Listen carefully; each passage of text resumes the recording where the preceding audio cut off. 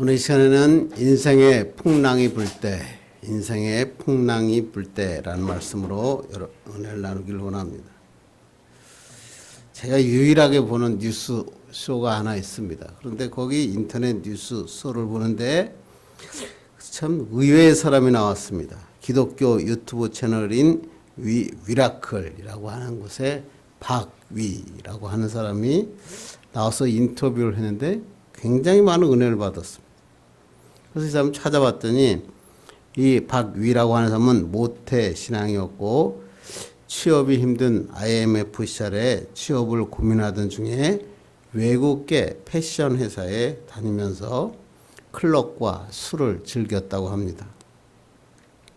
그는 이 쾌락을 포기할 수 없어서 한 번은 밤 늦게까지 술을 마시고 주일 아침에 교회에 가서 하나님, 저는 술과 쾌락을 포기할 수 없으니 그냥 회색 크리스찬으로 살다가 죽을 때 회개하겠습니다. 라고 기도했다고 합니다.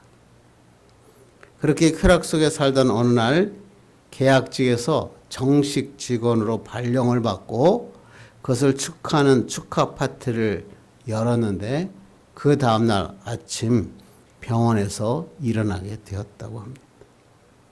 그때 그는 전신마비 판정을 받았고 사고의 원인은 술에 취한 후 건물에서 떨어지는 낙상사고였다는 것입니다. 그로 인해서 목뼈가 완전히 깨졌고 척추신경이 완전히 끊어졌고 사고 후에 11시간 동안 의식 없이 누워있는 상황에서 병원에서 MRI를 찍은 결과 의사 선생님은 평생을 전신마비로 살 수밖에 없습니다. 라고 선언을 합니다. 그는 누워서 아무것도 할 수 없었기 때문에 목욕, 대소변 전부 가족들이 처리해 주었고 그럼에도 불구하고 그는 신앙심을 가지고 전투적인 재활훈련을 하고 하루를 마치면 저녁에 조그마한 기도실에 가서 기도를 했다고 합니다. 자신의 치료를 위해서 처음엔 기도했는데 나중에 점점 자기 옆에 자기보다 더한 자들이 중환자들이 있다는 것을 알게 되고 그들을 위해서도 중보 기도했다고 합니다.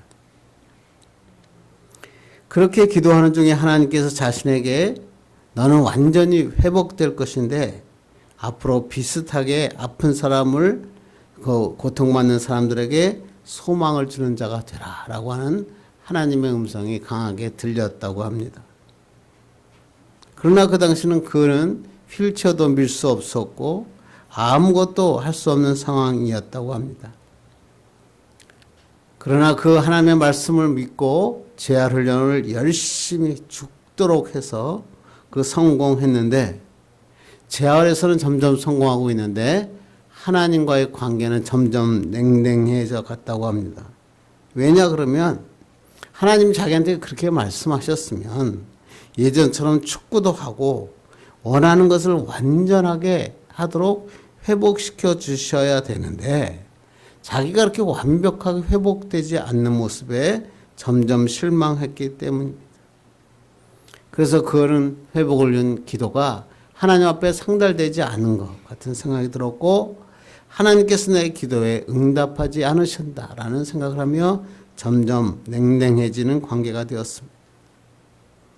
그러던 중에 한 교회에서 실시하는 수련회에 참가하게 됐는데 그때 이 박위라고 하는 청년이 하나님 제발 저에게 하나님이 살아계신지 한 번만 보여주십시오 라고 아무리 기도했지만 아무리 기도해도 아무 일도 일어나지 않았고 그는 실망했습니다. 그런데 거기서 밤중에 일어나서 숙소에 들어가려고 했더니 수련회에 참가한 수많은 사람들이 자신을 위해서 통성으로 기도하는 것을 보게 되었습니다. 야, 나는 하나님께 내가 나를 위해서 하나님께 살아계심을 보여달라고 했는데 이렇게 많은 사람이 나를 위해서 기도하고 있었구나. 그것을 깨닫게 됐습니다. 그리고 자신은 자신의 의지로 자기가 술을 먹다가 세상에서 사고가 났지만 옆에 있는 사람들을 보니까 자기 의지와는 상관없이 그냥 장애를 갖고 태어난 사람도 있고 장애를 당한 사람들이 너무나 많다는 것을 깨닫게 됩니다. 그리고 스스로 할 수 없는 것이 아무것도 없다는 것인 하나님이 나를 도와주신다라는 확신을 가졌게 되었고 나 같은 사람도 도구로 사용하시는구나 깨닫게 되었답니다. 그때 그가 읽은 말씀이 하나님께서 세상에 미련하고 약하고 천하고 멸시받고 없는 자들을 택하셔서 사용하신다라고 하는 고린도전서 1장 27절 28절 말씀을 붙잡고 그들을 위해서 일하기 시작했습니다. 다리도 쓸 수 없었고 돈도 없었고 누군가를 사랑할 수 있는 확신 하나만 가지고 그를 위해서 무엇을 할까 고민하다가 그는 미라클은 뭐예요? 위아 미라클이라는 거예요. 우리 모두에게 기적을 라고 하는 유튜브를 만들었습니다. 거기서 자기의 하나님이신 말씀을 나누었습니다. 그런데 이 미라클이라고 하는 이 영상을 보고 그 위로를 받은 사람들이 그 미라클 TV에 모이기 시작해서 각각 편집팀을 만들고 그 유튜브 채널을 운영하기 시작합니다. 너무나 감사해서 그 미라클에 점점 구독자 수가 많아졌다고 합니다. 그래서 그는 항상 이 미라클이라고 하는 유튜브 채널을 마칠 때마다 이런 얘기를 합니다. 우리 이제 나에게 없는 것, 남에게 있는 것만 바라보지 말고 나에게 주어진 것에 감사하며 사랑하며 살아가자라고 하고 항상 매듭을 짓는다고 합니다. 제가 한번 찾아봤어요. 그랬더니 현재 82만 명의 구독자가 참 일어났고 욕창 때문에 정말로 누워있다가 안 돼서 새벽 기도에 가자는 그 개그맨의 그 인도를 받고 새벽 기도에 갔다가 새벽 기도에서 시크릿 출신의 송지은이라고 하는 가수를 만납니다. 그래서 그 가수하고 이번 10월 달에 결혼을 앞두고 있더라. 그래서 제가 최근 동영상을 보니까 그 송지은하고 같이 이제 우리가 살 신혼집을 마련했어. 그리고 차 안에서 달려가는 참 영상을 봤습니다. 참 오래간만에 뉴스 쇼에서 이러한 사람을 다루고 기쁨을 전하고 있으니까 너무너무나 좋았습니다. 그렇습니다. 누구나 고난이 찾아옵니다. 광풍이 불고 큰 물결이 인생을 덮칠 때가 있다라는 것입니다. 그런데 이러한 광풍은 하나님의 선물이다. 왜냐하면 인생의 풍랑 가운데 하나님을 만나고 하나님이 하시는 기적을 체험할 수 있고 하나님이 역사할 수 있는 하나님의 타이밍이기 때문입니다. 바다에 파도가 치면 대부분의 사람들은 파도를 두려워합니다. 그런데 그렇지 않은 사람도 있습니다. 해변에서 서핑하는 사람들, 집채만한 파도가 막 몰려오면 환호를 치르며 막 기뻐합니다. 왜? 그 파도 위를 타는 이 서퍼들의 그 꿈, 너무나 행복하고 스릴 만점이기 때문입니다. 제가 우연히 여행 프로그램 하나 봤는데 거기에 여러분 잘 아는 박준형이라고 하는 사람이 포르투갈 나자레라고 하는 곳에 가는 걸 봤어요. 그러더니 거기서 막 파도가 막 몰려오니까 박준형이가 막 오열을 하고 울더라고요.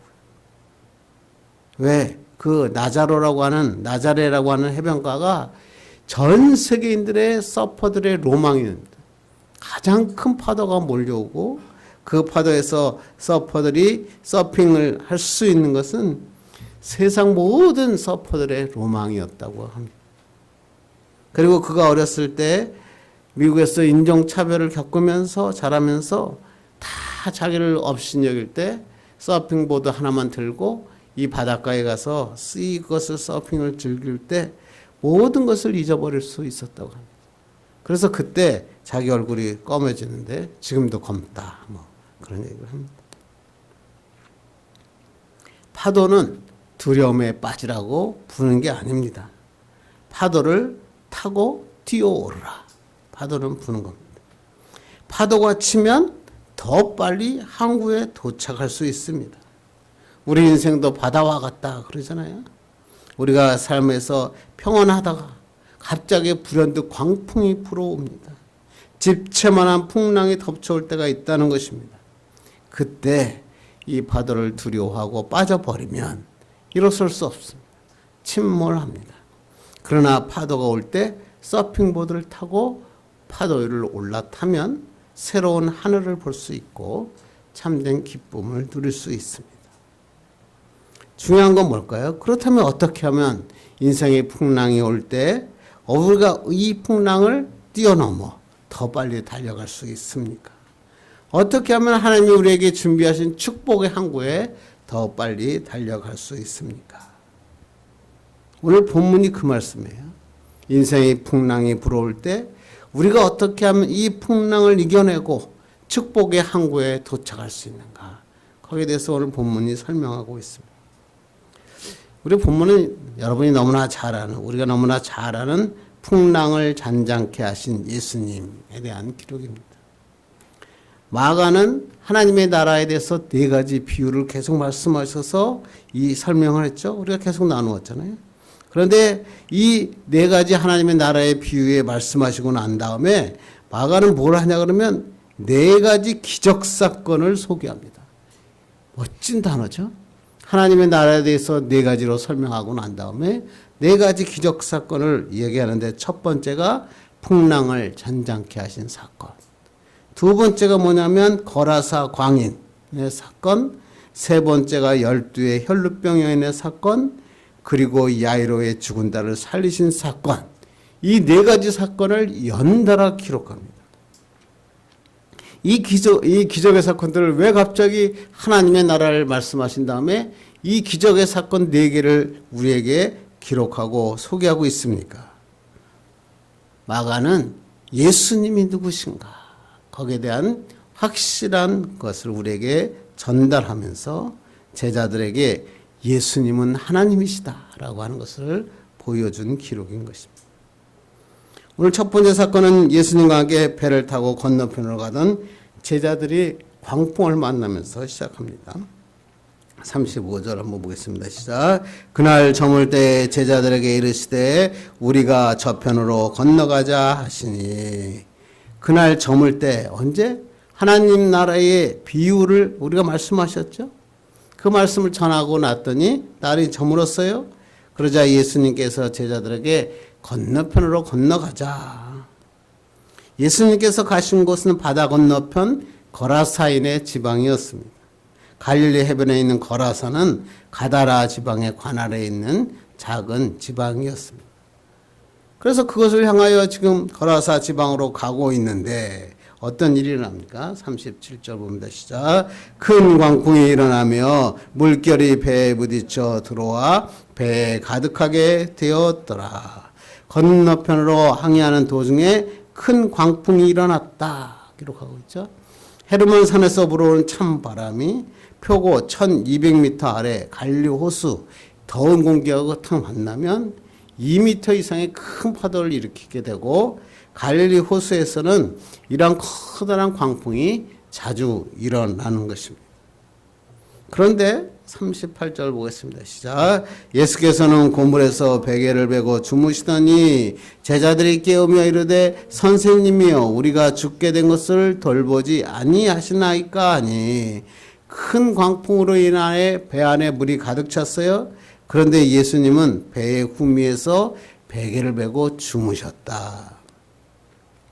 여기서 주무시다라는 단어의 원어를 보니까 카시돈이라는 말인데 죽은 사람처럼 아주 깊이 잠들다. 그 제자들은 지금 주무시고 있는 예수님을 깨우면서 우리가 죽게 되었습니다. 이렇게 얘기합니다. 그러자 예수님께서 일어나셔서 바람을 꾸짖으셨습니다. 그리고 갈릴리 바다를 향해서 잠잠하고 고요하라 이렇게 명령하십니다. 그랬더니 바람과 바다가 잔잔해지고 예수님의 말씀에 순종합니다. 예수님께서 말씀하시자마자 광풍이 변하여 아주 평안한 바다로 바뀐 것입니다. 그리고 예수님이 이렇게 말씀하십니다. 40절 읽겠습니다. 시작. 이에 제자들에게 이르시되 어찌하여 이렇게 무서워하느냐? 너희가 어찌 믿음이 없느냐 하시니. 바람과 바다가 잔잔해지니까 예수님께서 제자들에게로 시선을 돌리며 그들에게 말씀하신 겁니다. 너희는 왜 이렇게 믿음이 없느냐? 지금 제자들은 자기의 눈앞에서 지금 온 자연의 힘을 다스리고 있는 예수님을 바라봤습니다. 그전에는 많은 사람들을 고치고 사람들에게 의한 기적들을 봤는데 이번에는 바다마저, 광풍마저, 자연마저 하나님 예수님의 말에 순종하는 것을 그들은 보게 되었다라는 얘기죠. 우리도 마찬가지입니다. 인생의 풍랑이 닥쳐오면 우리의 눈은 풍랑을 쳐다보는 게 아니라 예수님을 바라보는 겁니다. 예수님을 바라보면 영안이 열리고 예수님이 나와 함께 있다는 것을 알게 됩니다. 이것만 알면 두려움은 사라집니다. 왜? 예수님은 천지를 지으신 하나님이시기 때문에 그렇습니다. 그 하나님만 붙잡으면 승리하게 되고 더 빨리 나가는 것입니다. 그렇다면 오늘 본문을 통해서 이 풍랑이 올 때, 인생의 풍랑이 올 때 어떻게 하면 이 풍랑을 타고 이겨낼 수 있을까? 한번 본문을 통해 살펴보고 은혜 받기를 바랍니다. 첫 번째는 뭐냐면 누구에게나 인생의 풍랑이 있다. 인생의 풍랑을 이겨내기 위해서 가장 먼저 해야 될 것은 뭐냐면 누구에게나 인생의 풍랑이 있다는 것을 알아야 된다. 36절 37절 묻겠습니다. 시작. 그들이 무리를 떠나 예수를 배에 계신 그대로 모시고 가매 다른 배들도 함께 하더니 큰 광풍이 일어나며 물결이 배에 부딪혀 들어와 배에 가득하게 되었더라. 몇 척인지 모르겠지만 다른 배들도 예수님 일행과 함께 건너편으로 향하고 있었는데 건너편으로 항해하는 도중에 큰 광풍이 일어났다. 근데 이 본문은 그냥 지나가면 그냥 지나갈 수 있지만 주의해서 한번 보셔야 됩니다. 배를 타고 건너가자고 하신 분이 누구냐면 예수님이셨어요. 예수님이 바로 건너편으로 건너가자고 하셨고 그 예수님이 지금 그 배에 타고 계십니다. 그동안 예수님께 쭉 해오신 하나님 여정을 보면 승승장구였잖아요. 귀신도 쫓아나고 병든 자도 고쳐내고 바리새인과 서기관도 혼을 내고 막 승승장구했습니다. 그런데 갑자기 광풍이 들어와 위기에 빠졌습니다. 무엇보다도 예수님이 가시자고 해놓고 예수님이 지금 함께 있는 배에 어떻게 광풍이 불 수 있느냐라고 하는 것입니다. 예수님이 가시자고 했고 함께 배를 타고 가시는데 풍랑이 일어났다. 제자들은 받아들이기가 참 어려웠습니다. 그래서 제자들은 당황했습니다. 조금 전만 해도 막 예수님이 일으키신 기적들로 인해서 사람들이 막 구름대같이 모였고 예수님의 제자들은 막 흥분했습니다. 와, 나는 이제 예수님과 함께 멋진 제자의 삶을 살 거야. 그리고 예수님께서 강 건너편으로 건너가자. 그러니까 그 강 건너편에 가면 더 많은 사람들이 예수님의 소문을 듣고 모여들고 환호하게 될 걸 막 기대하며 그들은 배에 올라탄 것입니다. 그런데 예수님이 가자고 하고 예수님이 함께 가는 배에 광풍이 불었다. 왜 그랬을까요? 이 풍랑은 주님의 의도가 분명했던 것입니다. 예수님께서 이 풍랑을 통해서 제자들의 믿음을 확인하고 이를 통해 믿음을 강하게 하시고자 하는 훈련 과정이었다는 것입니다. 즉 시련을 통과하지 않으면 진정한 제자가 될 수 없다는 것을 보여주신 것입니다. 우리도 마찬가지죠. 우리가 예수님 믿고 예수님을 내가 구주로 영접했는데 내 인생에 어려움이 생깁니다. 아니 만사형통한다고 그랬는데 내 삶에도 만사형통한 일만 있는 게 아니라 내 삶에도 광풍이 분다는 것입니다. 만약 예수님 믿고 나면 광풍 하나도 없고 만사형통하게만 된다면 예수님을 따르지 않는 사람 하나도 없을 것입니다. 그러나 예수 믿는 우리 인생에도 풍랑은 불어올 때가 있다는 것입니다. 아니, 우리가 하나님을 떠남으로 인해서 풍랑이는 것 내가 이해할 수 있죠. 우리도 이해할 수 있죠. 근데 어떤 때는 주님 말씀대로 살고 주님의 뜻대로만 살고 있는데 광풍이 일어날 때가 있다는 것입니다. 왜 이러한 인생의 풍랑이 일어납니까? 오늘 보니까 제자들의 믿음을 시험하기 위해서. 믿음은 평소에 잘 모릅니다. 다 믿는다고 주여 주여 그럽니다. 풍랑이 일어나 흔들어 보면 믿음이 어쩐지 알 수 있습니다. 지금 제자들은 마음의 영광의 길, 막 환호하는 소리에 지금 흥분되어 있었습니다. 그런데 예수님께서는 그들의 제자들의 마음을 풍랑으로 흔들어 버리신 것입니다. 왜요? 베드로전서 4장 12절 13절 읽겠습니다. 시작. 사랑하는 자들아 너희를 연단하려고 오는 불시험을 이상한 일 당하는 것 같이 이상히 여기지 말고 오히려 너희가 그리스도의 고난에 참여하는 것으로 즐거워하라. 이는 그의 영광을 나타나실 때에 너희로 즐거워하고 기뻐하게 하려 함이라. 풍랑을 주신 이유가 뭐예요? 풍랑을 통해 우리를 연단하시고 나중에 어떻게 하신다고요? 우리로 즐거워하고 기뻐하게 하시겠다. 이게 바로 예수님의 말씀입니다. 그러므로 우리의 삶에도 예기치 않은 풍랑이 있다는 것을 우리는 알아야 됩니다. 그때 우리 안에 숨어있는 모든 것들이 드러납니다. 나의 믿음의 상태를 점검할 수 있습니다. 세상의 모든 것이 다 흔들립니다. 세상은 이렇게 바람이 불고 흔들리면 높은 곳에 올라가서 굵은 나뭇가지를 붙잡습니다. 흔들리지 않으려고. 그런데 광풍이 더 세게 불면 나무채, 송두리채 뽑혀버리고 맙니다.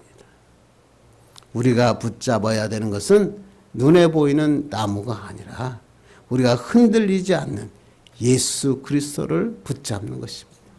이걸 우리는 믿음이라고 그럽니다. 흔들리지 않고 지금도 세상을 주관하시고 이끄시고 계시는 하나님을 바라보고 하나님을 붙잡고 나가는 겁니다. 그렇게 하면 하나님은 오히려 이 풍랑을 통해 기적을 체험하게 하시고 더 빨리 가는 축복을 부어주시는 것입니다.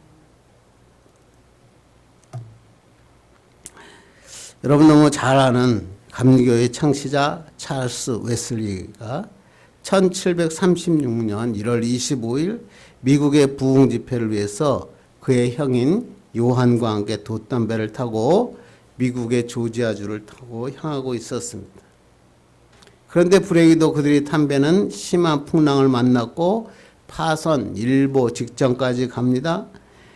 배 안의 승객들은 생명의 위협을 느꼈고 극심한 공포에 빠졌고 웨슬리 형제도 예외는 아니었습니다. 거센 풍랑에 돛대가 부러집니다. 도시 배의 가파를 덮어버립니다. 배는 방향을 잃고 무서운 파도 속에 잠깁니다. 근데 그때 몇몇 모라비안 가족들이 타고 있었습니다. 무서운 풍랑 속에서도 그들은 놀라우지 않고 평안함을 느끼며 죽음의 공포가 닿을 때 영국인은 두려워 떨고 있는데 그들은 시편 찬송을 부르며 하나님 앞에 평온한 상태로 있었다고 하는 것입니다. 웨슬리는 놀랐습니다. 평안한 그들의 모습을 보고 너무나 놀랐고 궁금해서 물었습니다.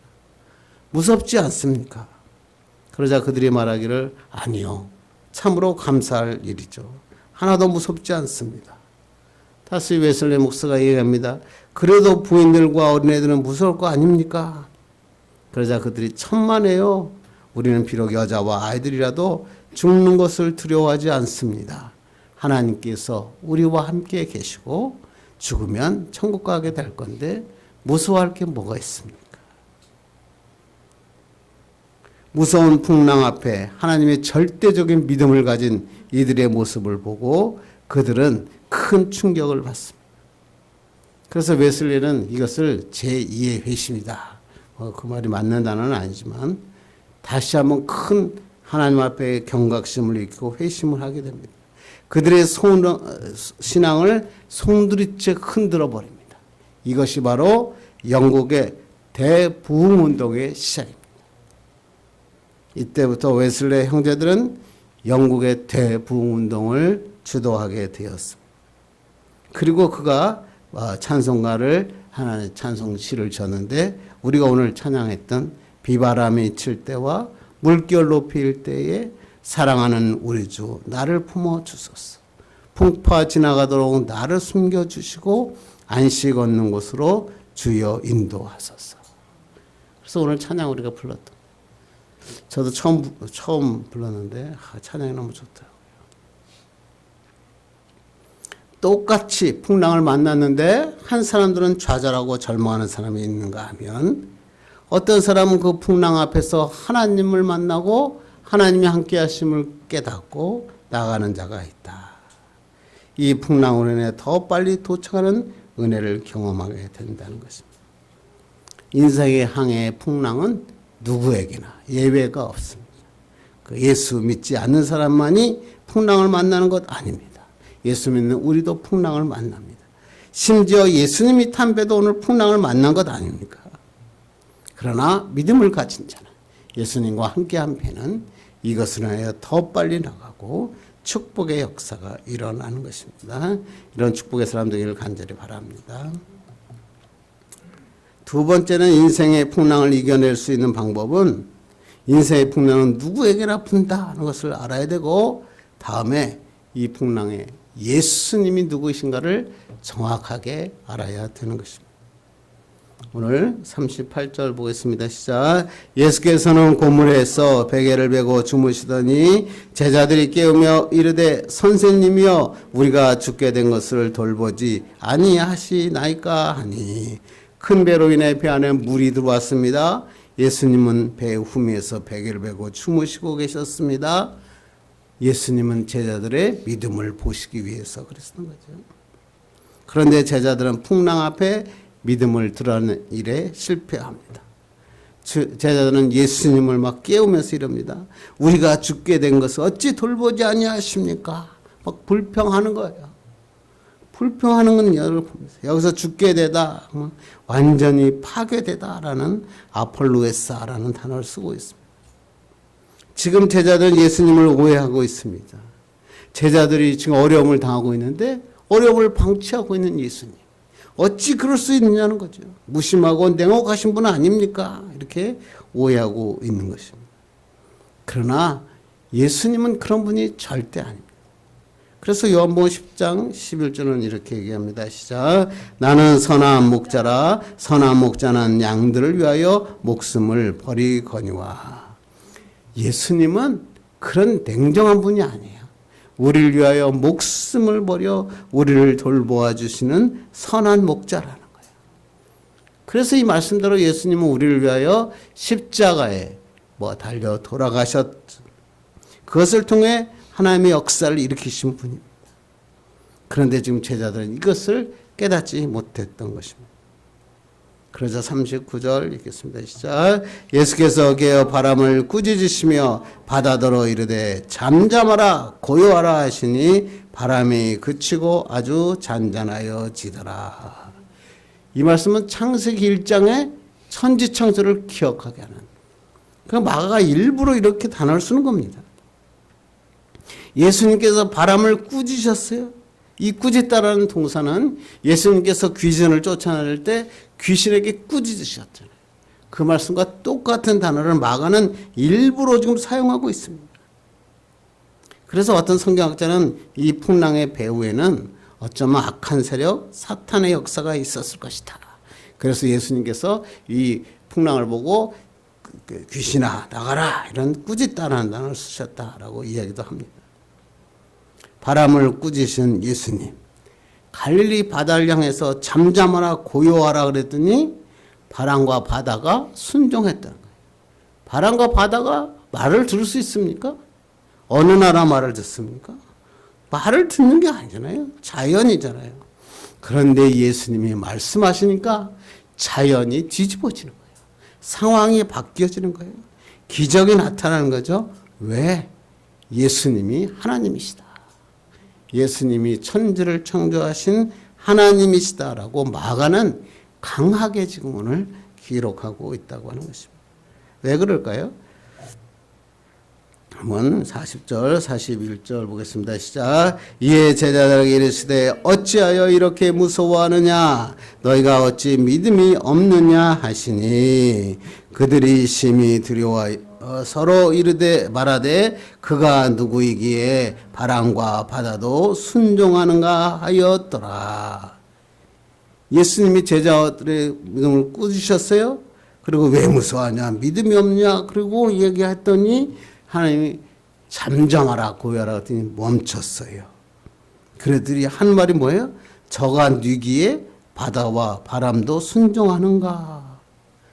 예수님이 천지를 창조하신 하나님이라는 것을 제자들이 몰랐다. 그렇게 기록하고 있는 겁니다. 그동안 제자들에게 예수님이 엄청난 기적을 행하시고 놀라운 일들을 보여주셨어요. 그런데 제자들이 눈이 열리지 않았다는 거예요. 그리고 이제 깨달은 거예요. 아, 예수님은 그냥 평범한 사람이 아니구나. 근데 이 말씀은 어디에서 기록된 거죠? 이사야 말씀에서, 시편에서 기록된 말씀입니다.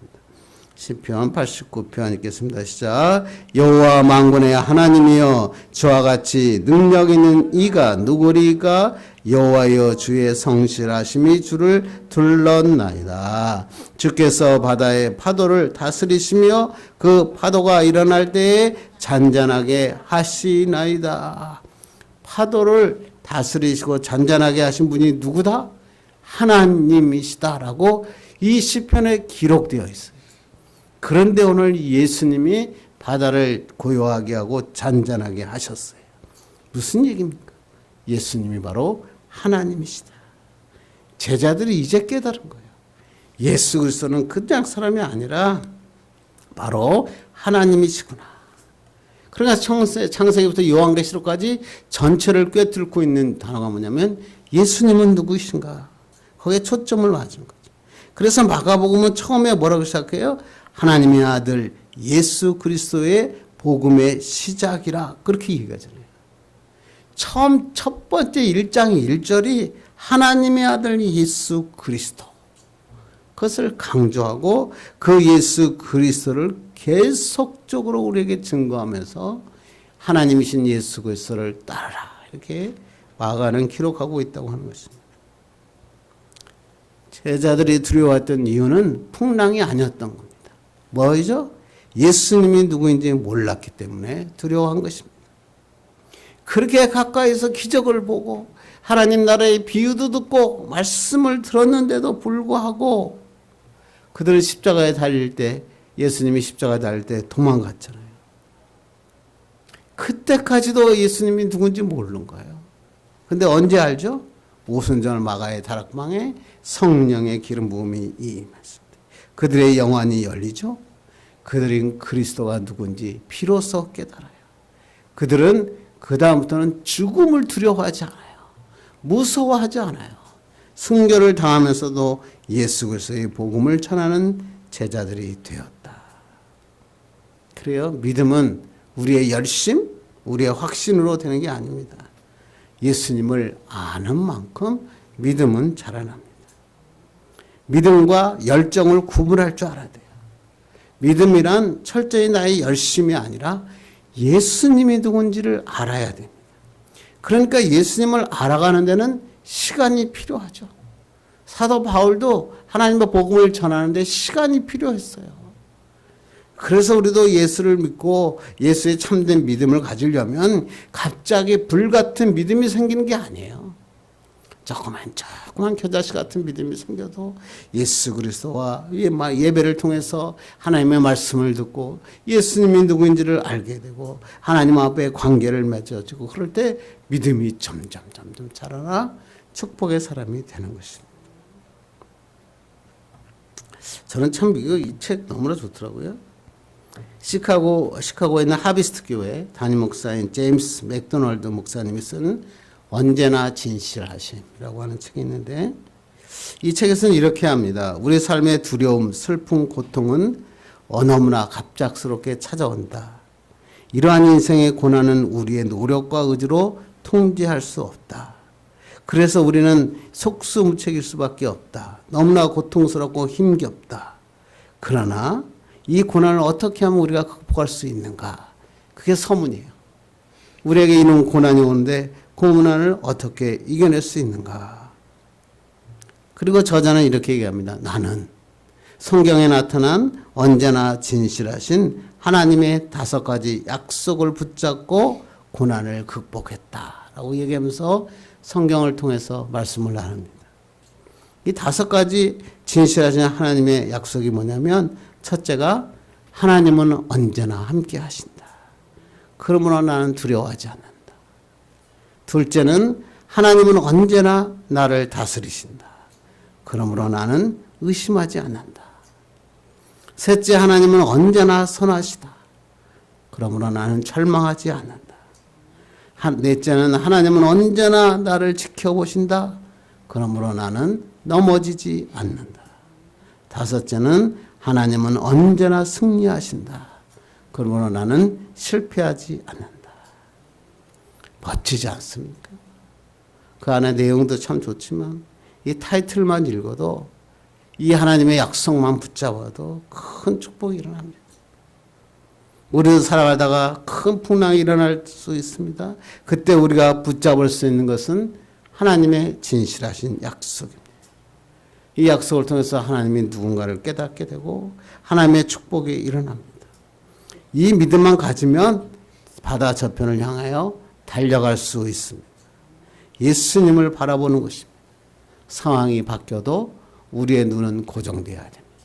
예수님을 바라볼 때 축복의 역사가 일어납니다. 본문의 핵심은 파도가 잠잠해졌다는 기적이 아닙니다. 사람들이 이 말씀을 읽다가 자꾸만 파도가 잠잠해지는 기적에 포커스를 두고 거기다 집중합니다. 그러나 오늘 말씀은 그렇게 이야기하신 게 아닙니다. 왜? 파도는요, 한번 지나가면 그걸로 끝나지 않잖아요. 또 파도가 불고 또 파도가 옵니다. 오늘 사건은 파도와 바람을 잔잔케 하신 기적이 아니라 그것을 잠재우고 일으키시는 예수 그리스도가 나와 함께 하신다. 이것을 믿는 것입니다. 그것을 바라보는 것입니다. 그렇게 할 때 축복의 역사가 일어나는 것입니다. 이제 말씀을 맺으려고 합니다. 우리 가운데 큰 풍랑이 일 수 있죠. 어쩔 때는 풍랑 없이 잔잔하고 평안한 항해를 하고 있을 때도 있습니다. 그러나 잊지 말아야 될 것은 인생의 풍랑은 누구에게나 언제나 일어날 수 있다는 것입니다. 이때 중요한 것은 뭐예요? 그 풍랑이 얼마나 크냐, 얼마나 대단하냐, 그게 중요한 게 아니에요. 내가 예수님을 붙잡고 있느냐, 예수님이 지금 나와 함께하고 있느냐. 예수님만 동행하시면 우리는 이겨낼 수 있고 더 빨리 갈 수 있습니다. 이런 놀라운 축복의 사람 되기를 주님 이름으로 축원합니다. 기도하겠습니다. 하나님 감사합니다. 인생